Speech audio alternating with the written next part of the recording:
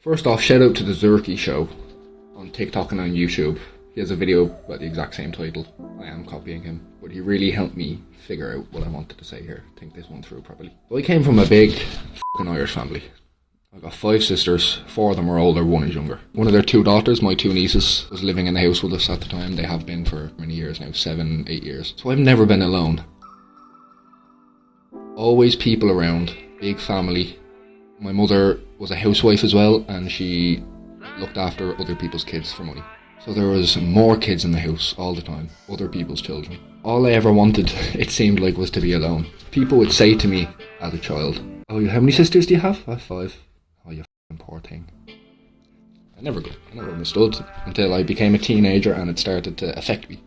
When I was maybe 16, 17, 18, you know, when you're becoming a man. And then it hit me maybe in my early 20s when I was 20, 21. How much of an effect that must have had on me. That is not a natural environment for a man to grow up in. What Mother Nature intended was for you to fucking go to war at 16 and be dead by 20. Not only going out into the world for the first time.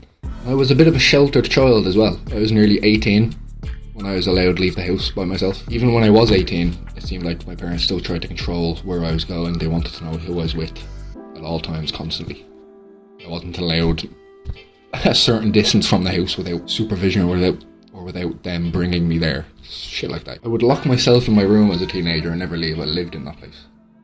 I'd leave to eat food, or I had to go to school or whatever. The only place I was allowed to go by myself was to the gym, which was a 5-minute walk around the corner. Not much of an adventure, that. Even when locked in my room, there's never more than a door and some tin plaster walls between me and 10 other people. So even when I was trying my best to be by myself, I couldn't be. I had my friends in school. Obviously you're a teenager, you're there 5 days a week. I was training MMA at the time, going to the gym on other days, around people there, never alone. Playing Xbox with the boys, in parties, talking to people. And it only occurred to me now, since moving away, I never learned how to be alone, how to enjoy my own company, how to feel some sort of self-love. It feels like I've always counted on other people to make me happy.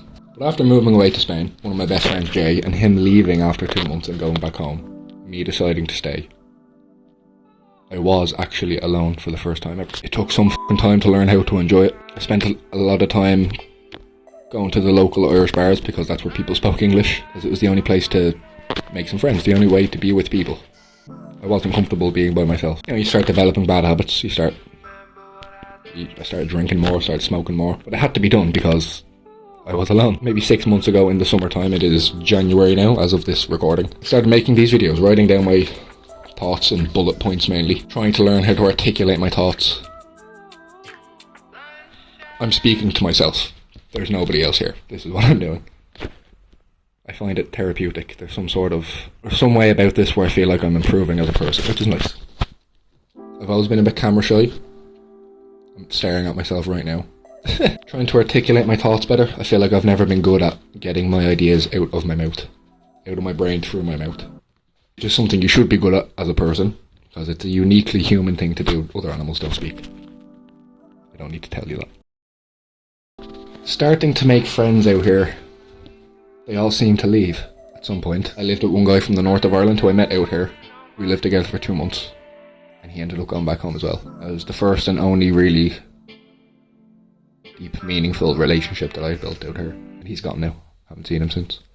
We still text occasionally, but he's off doing his own shit. There's one girl who I worked with. She was half English and half Spanish. She spoke English perfectly, which is important. Because I have other buddies, people that I work with, people I just meet out and about. I'm in Marbella, by the way. It's a small fucking town. Everybody out here knows each other. You get to know the locals extremely fast. With any type of a language barrier, it's just not the same. You can't build the same sort of tangible connection with people when there's any type of a language barrier. She ended up moving to Australia, this one girl as well, so she's gone. This relationship with this girl was never romantic. She wasn't flirtatious whatsoever. But it's hard not to obsess over a person like that when you have nobody else to obsess over. I shouldn't even be using the word obsessed. When there's only one person in your life who you can really build a relationship with, the only person you want to build a relationship with. Which I understand now. From her perspective, she knew she was moving to Australia the entire time. When I met her in work, she just didn't tell anybody for a long time. because obviously they would not have hired her knowing that she was about to f*** off to Australia in 3 months. I was the first person she told, and I remember being devastated. I didn't tell her that, but after she told me this, we got even closer, became even better friends. And from her perspective, she knows she's about to break up with her boyfriend, who she was with for, I think, 2 years or something, because she's moving to f***ing Australia, and he wasn't going with her. And she's moving to f***ing Australia from Spain. That's a big jump to make. She had a lot on her mind. And I had nothing on my mind other than her, you know? And after her leaving and being alone again, I realised that I have to learn how to be alone. This is going to keep happening. I cannot rely on other people to make me happy. Can't be done. There's no way around it. I'm not going to turn the laptop and show you my room, but I'm in one room. I have 2 other roommates who are Spanish. They don't speak a lot of English.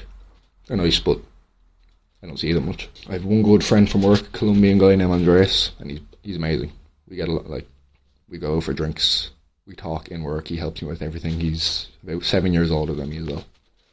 He gives me a lot of wisdom, he gives me good advice. But like I said, it's just not the same when there's a language barrier. His English is good, but it's not perfect. We can't joke around and have fun the same way, so he's more of just a big brother figure to me. Never having a brother, 5 sisters, that matters a lot to me. As I said, sometimes you just need to blow off some steam and no one to do that with. So I'm learning to do it by myself, making these videos, travelling around a bit more, seeing the other parts of Spain that I haven't really got to see since moving here because I didn't think I needed to, maybe. I didn't have the means to do it. I was doing other things that I shouldn't have been doing. There's one Ukrainian waitress who I work with now in the restaurant, and she's lovely. She also knew this other English girl. Obviously, we all work together. And it's funny because she saw me one day clearly, visibly upset. And the way she spoke to me, it's as if she knew the whole situation. I don't remember what I asked her to prompt her to say this, but she says something along the lines of, you know, I learned to love myself because nobody else is going to do it. And that's a very girly way to put that, but I got the message and it hit me in that moment quite hard. I really needed to hear something like that. I said, wow, you're so wise. She said that because I'm old. She's like 32. I have a long way to go. I'm still realising that I'm not very good at whatever the f*** this is. I'm still not very good at enjoying my own company. I'm probably just going to go out to a pub now and have a drink again. Because it's 10 to 9 in the evening and I have nothing to do. I don't own anything. I have a suitcase full of clothes. I have this phone and this laptop. Those are all my possessions. I can't really chill and play the Xbox. My landlord ringing today, trying to get the rent off me. I haven't been paid yet. He told me he has to wait till Monday.